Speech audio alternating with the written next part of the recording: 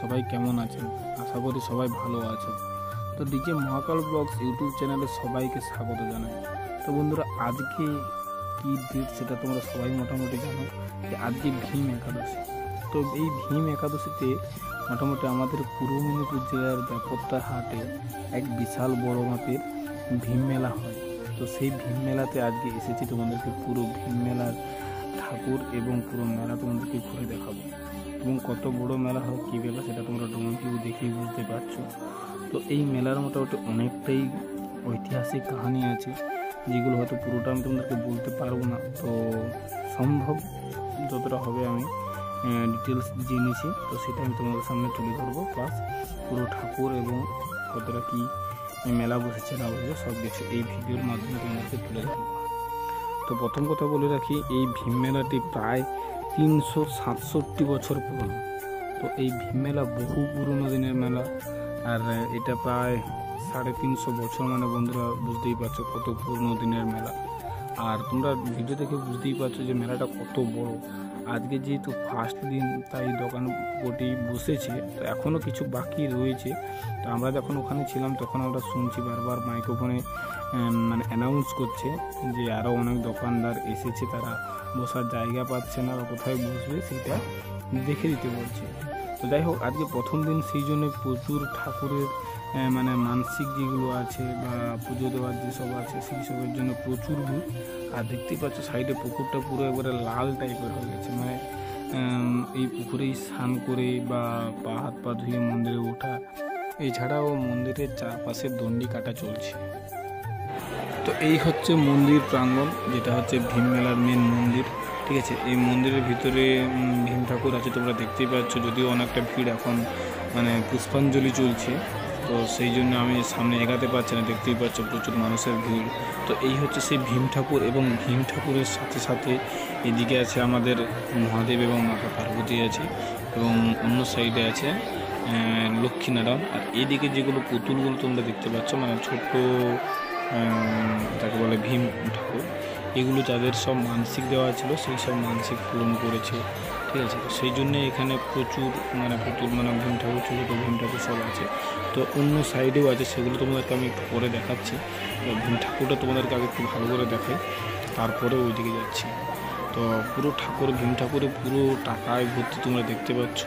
এটা কোনো নকলি টাকা নয়, পুরো আসল অরিজিনাল টাকা। আর এই দিকটা তোমরা দেখতে পাচ্ছ যে এই যে পুতুলগুলো সব আছে, এগুলো সব ভীম ঠাকুরের, মানে যাদের যাদের মানসিক ছিল তারা সব মানসিক পূরণ করেছে। আমাদের বাঙালি যেটা হয় মানসিক, তো এখানে এই ঠাকুর দেওয়ার প্রচলনটা আছে, মানে ভীম ঠাকুরের মূর্তি দেওয়াটা প্রচলন আছে।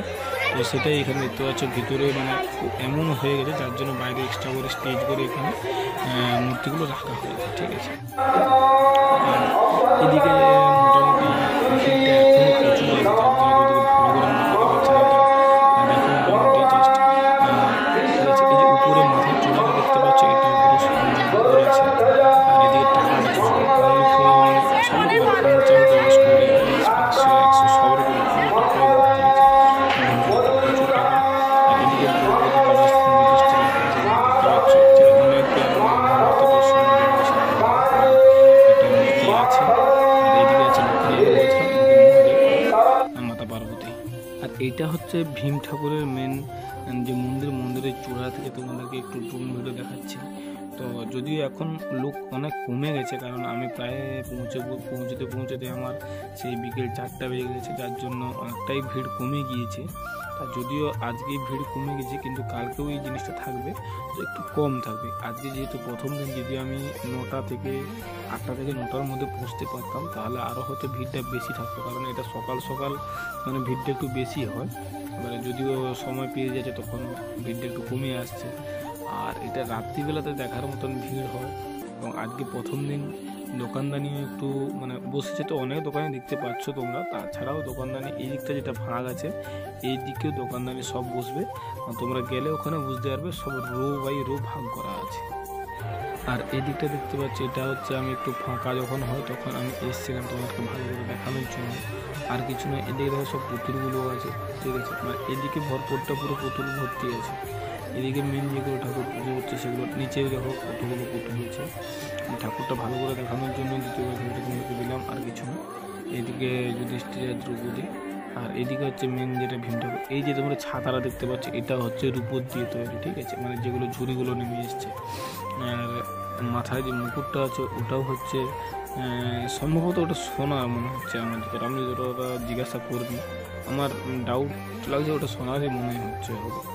তো যদিও এটা অনেক দিনের পুরানো। হরে রাম রাম রাম হরে হরে হরে গোপাল কেনাকাটার জন্য চলে আসুন সপরিবারে। আসুন আমাদের তীর্থস্থলে পাবেন লক্ষণে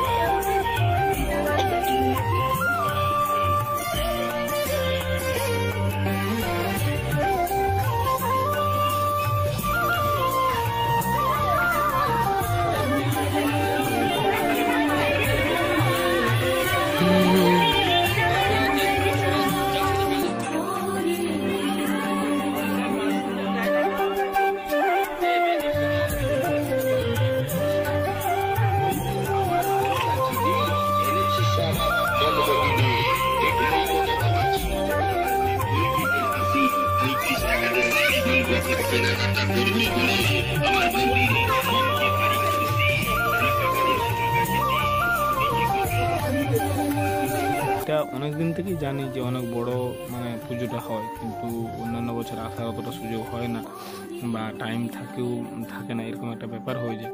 তো এই বছর মোটামুটি যাওয়ার খুব মানসিকতা ছিল, তাই আজকে ফার্স্ট দিনই এসে গিয়েছি। আর এটা হচ্ছে ভীম মন্দিরের সাইডে, মানে ভীম মন্দির যেখানে আছে সেখান থেকে রেল লাইনটা দেখা যায়। তো সেই রেল লাইনের ধার দিয়ে তোমাদেরকে এটা ভিউটা দেখানোর জন্য আমি ভিডিওটা করেছি। তোমরা দেখো, মানে যেখানে মেলা হচ্ছে ওখান থেকে রেল লাইনটা প্রায় 500 মিটারের দূরত্বে আছে, ঠিক আছে। তো সেই রেল লাইন থেকে ড্রোনটা নিয়ে একটু ভিডিও করলাম তোমাদেরকে দেখানোর জন্য। এবং পুরো গ্রামের মধ্যে আছে, তোমরা দেখতেই পাচ্ছ কত পুরো চারিদিকটা সবুজে ঘেরা আছে। নতুন ধান রোয়া হয়েছে সেটাও দেখতে পাচ্ছ। আর নারকেল গাছে পুরো ভর্তি, এদিকে ওদিকে করে চারিপাশে নারকেল গাছ।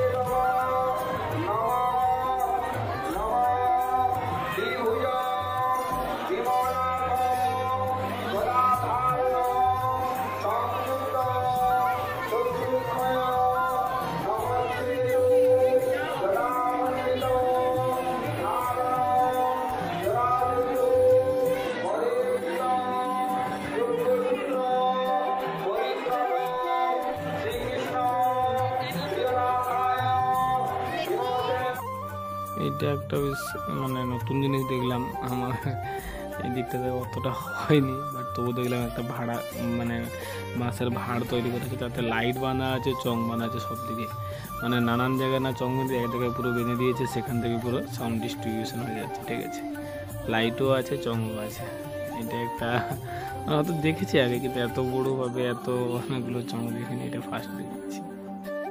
যাই হোক, এটাও একটা বেশ ভালো লাগছে।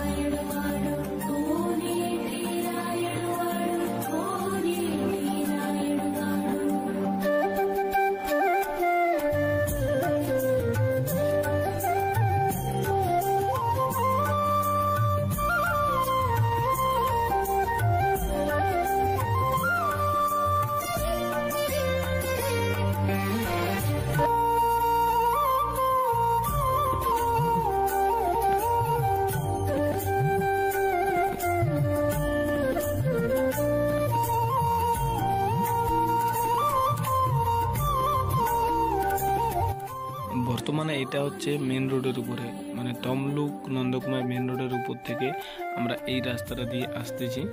এসে একটা রাস্তা সোজা গিয়েছে যেটা মন্দিরে লাগছে, আর এই যে লাইট দিয়ে যে রাস্তাটা আছে, লাইট দেওয়া আছে, তো এটা দিয়ে যাওয়া যায়। এটা হচ্ছে স্পেশালি এই মেলার জন্য রাস্তাটা করা হয়েছে, মানে এটা তক্তা দিয়ে প্লাই দিয়ে এটা রাস্তা বানানো হয়েছে যাতে পাবলিকের চাপটা অতিরিক্ত থাকে, তো যার জন্য একটা ঢালাই রাস্তার উপর দিয়ে প্রচুর চাপ হয়ে যায়, যার জন্য মানে দুটো আছে, দুটো ঢালাই রাস্তা আছে, বাট এদিকে একটা ওদিকে একটা, কিন্তু লোকের চাপটা একটু বেশি থাকার জন্য আরও এক্সট্রা একটা নর্মালি রাস্তা করে দেওয়া হয়েছে যাতে না চাপটা হয়।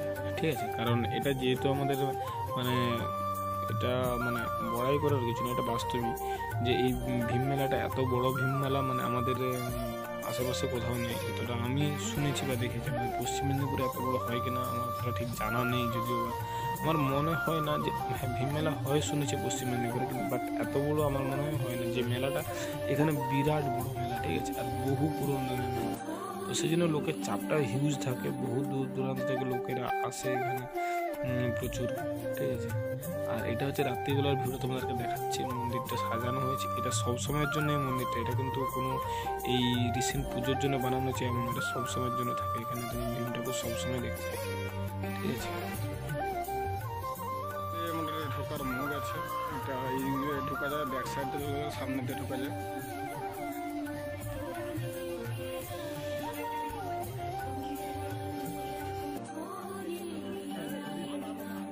দুদিক দিয়ে ঢোকা যায়।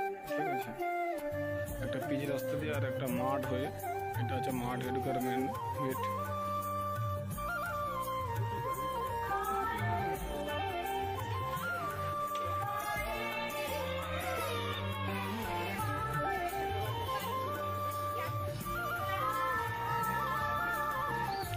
এটা রাত্রিবেলা দৃশ্যটা দেখো তোমরা মোটামুটি।